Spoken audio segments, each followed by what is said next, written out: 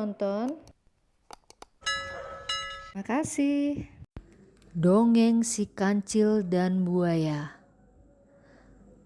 Kruk, kruk, kruk, kruk. Terdengar suara dari perut si Kancil. Si Kancil pun terbangun dari tidurnya. Perutnya terasa lapar setelah seharian bermain dan akhirnya tertidur di dalam hutan. Si Kancil membayangkan mentimun, makanan kesukaannya.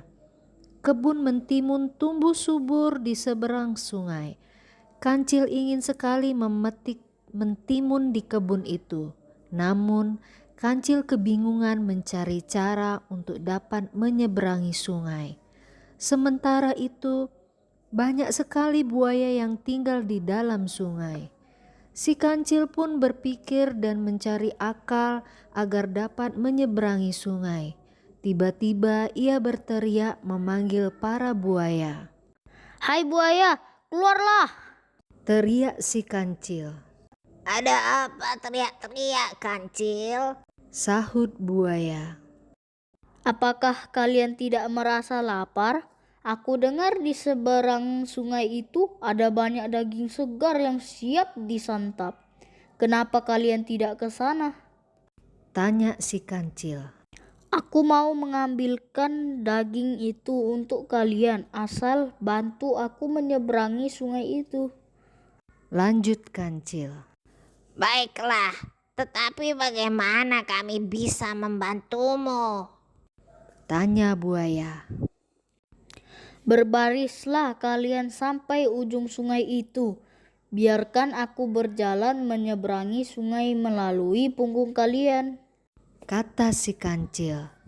Si Kancil terus melompat dari satu punggung buaya ke buaya lainnya, hingga akhirnya si Kancil sampai di seberang sungai dan mengucapkan terima kasih kepada buaya-buaya itu atas bantuannya.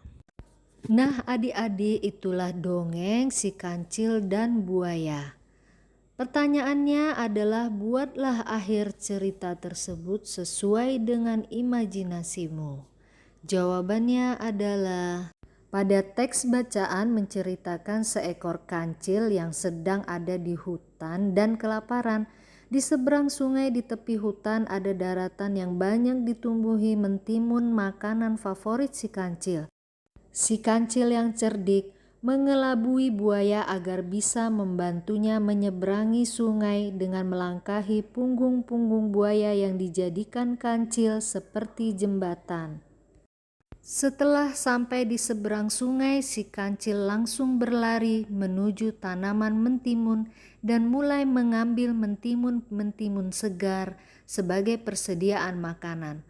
Buaya-buaya yang sudah menolong Kancil untuk menyeberang sungai menunggu dengan setia di tepi sungai. Tidak lama kemudian, salah seorang buaya memanggil Kancil. "Hai Kancil, di mana kau? Mana daging-daging segar yang kau ceritakan? Apakah kau sudah berhasil mengambilnya untuk kami?" Ujar buaya.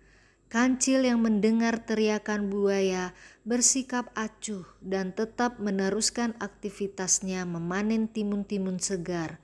Sampai si Kancil merasa cukup dengan timun-timunnya, ia pun menghampiri buaya di pinggir sungai. "Hahaha, kalian ini lucu sekali. Mana ada daging segar di tengah-tengah kebun mentimun? Yang ada hanyalah timun segar favoritku. Jadi tidak ada makananmu," Ujar Kancil sambil tertawa. Buaya-buaya di tepi sungai merasa jengkel dan marah kepada Kancil. Buaya tersebut memperingatkan Kancil bahwa mereka akan memakan Kancil jika bertemu dan menyeberangi sungai itu lagi.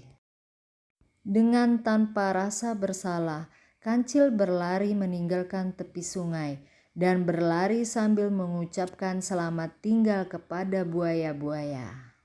Nah, itulah lanjutan dari cerita kisah si Kancil dan Buaya sesuai imajinasi kita. Pertanyaan kedua, sebutkan tokoh dan sifatnya yang ada dalam cerita dongeng si Kancil dan Buaya. Dan jawabannya adalah 1. Kancil, sifatnya cerdik tapi suka menipu. Yang kedua, buaya, hewan yang gampang tertipu.